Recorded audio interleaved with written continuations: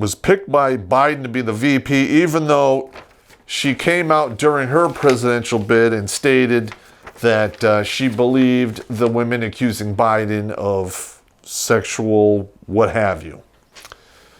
So which is it?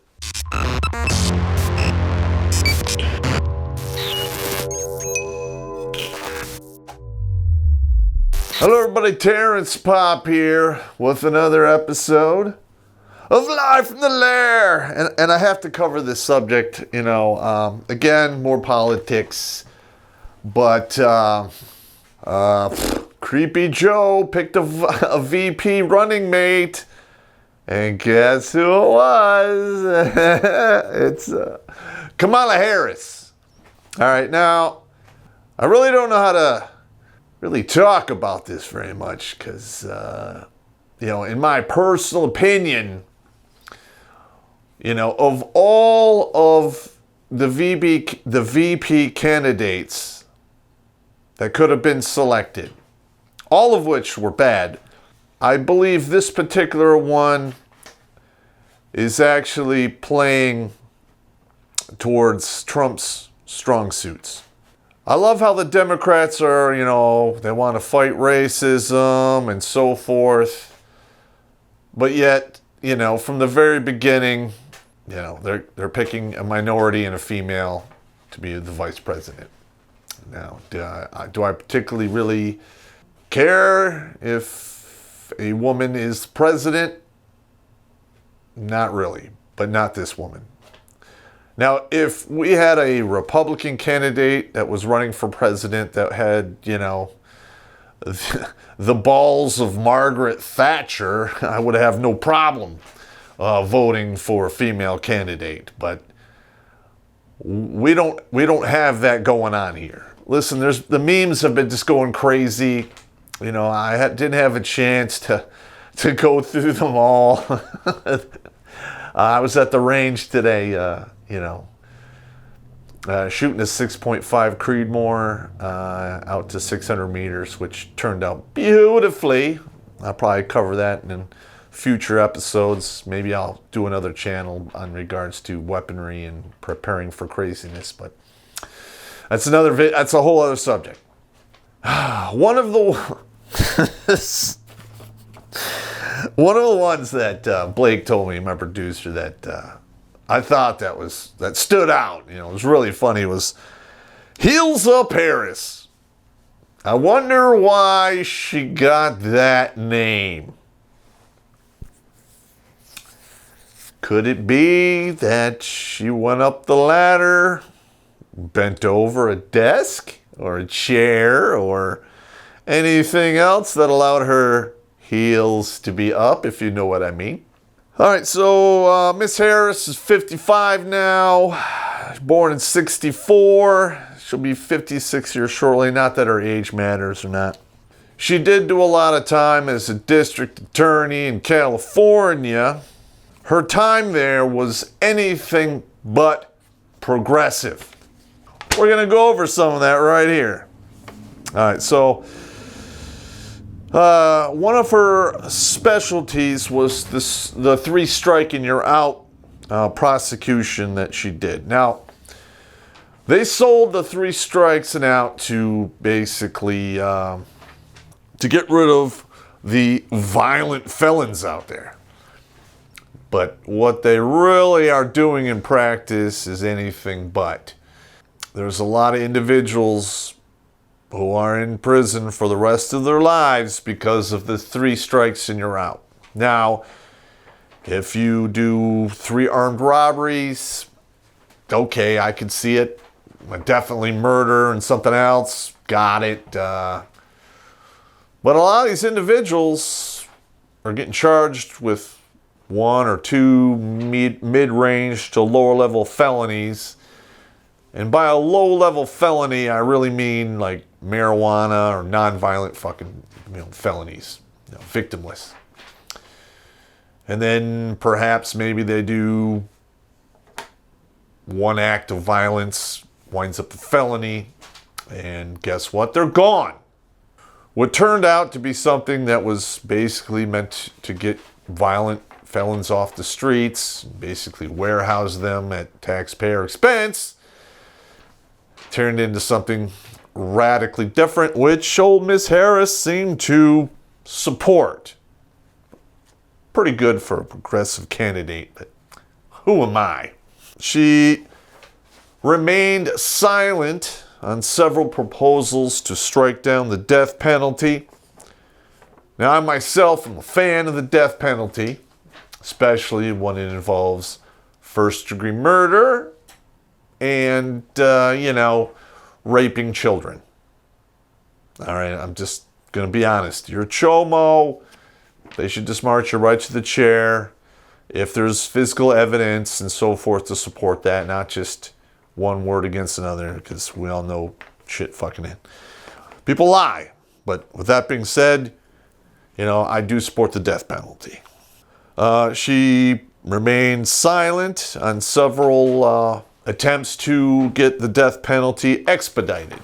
Again, I'm not against the death penalty, and you should be allowed to appeal it if you are innocent and fight it. But, there's a lot of guys on death row that were caught red-handed or on video doing what they do, and I'm sorry. I don't have any sympathy for you.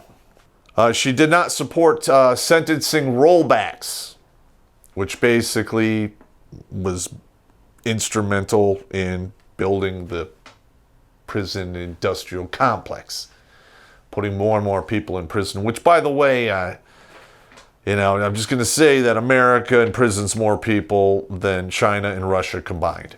Okay, and, well, we don't really know how many people are imprisoned in China because they put all of those Uyghurs behind bars, and there's another group that's persecuted, plus Christians and so forth. We really don't know how big their prison complex is. And are they counting prisons as re-education camps? Are they the same? I don't know. Maybe I should try to research that in the future, because that does sound interesting. But definitely America imprisons more people than Russia and all of Europe combined, to include England. In the midst of a culture war that's bringing out the ridiculous in everyone, it's never been more important to protect your data. Sandman, the patron saint of MGTOW dreams, wants you to know the best way to do that is with the Brave browser. It's free, blocks online advertising, and protects your data from the evil prigs in Silicon Valley. You only see ads if you want to, and you get cryptocurrency for your attention. Download Brave by clicking on the link in the description. All right. Okay, here's a big one here. There was a huge deal that happened in California with a drug lab technician who was using drugs and taking drugs from the lab that were there to be tested to be drugs, and testifying in court while on drugs. And she was silent on this, and she refused to share these results with other district attorneys. Basically, she failed to notify them. And, and also fought tooth and nail to overturn a lot of these drug convictions. Now, I don't know if there was some kind of financial incentive there, or she was trying to save face. But if you have somebody in the system doing dirty shit like that and putting people in prison, you would think you have a moral obligation to come forward with that, because in my opinion, that's more than fucked up. That's the kind of shit that you should get your neck put in a fucking noose over. She supported a law to make truancy a misdemeanor for the parents. Okay, now in today's day and age of everyone gets a trophy, you get a timeout, and can take away your phone and electronics, and, basically the children go live with the mother when they're divorced, or she's having the child out of wedlock, but somehow the man who isn't in the equation anymore is to be charged with a misdemeanor because a child he has no influence over decides he doesn't want to go to school anymore. Okay, I'm not a fan of that. That's bullshit. In my personal opinion, if a mother can't keep her child in school, give the child to the father, and perhaps a foot in his ass will help him go to school. During her time as the DA, she refused to investigate many police brutality crimes, murders, shootings, and so forth, and she resisted attempts to set up a special, what is that, when they come together to determine if people are guilty. The name escapes me, but basically blocked any attempts to investigate any said cases of police brutality conducted by the police under her watch. So there you go. I mean, we have riots going on all over the country over police brutality, when the root of the problem is this qualified immunity that the police, the district attorneys, the judges all enjoy, even though they're putting people in prison, some of them in there for life. And she, in regards to her days as the DA, there are several blatant false, not even accusations, false imprisonments, where certain individuals were thrown in prison for life or incredibly long terms of life, and she fought those convictions tooth and nail. Okay, so again, for a progressive candidate to be the vice president, it's not very progressive. As a senator, she flip-flopped on health care. There was a whole bunch of shit that came up during her presidential bid, and some of the other candidates just ripped her apart on a lot of the bullshit. I'm not even covering that here. The list is fairly long. You should probably look it up. Okay, she ended her presidential bid because her polling numbers were shamefully low, and she had accusations of abusing her own staff. Was picked by Biden to be the VP, even though she came out during her presidential bid and stated that she believed the women accusing Biden of sexual what have you. So which is it? Either you support the people making the accusations, or you're supporting the individual who is accused of all said accusations. I am all for the rule of law, believing evidence. But come on, you got Creepy Joe on camera doing creepy stuff with dozens, if not hundreds, of, women and children. I mean, come on.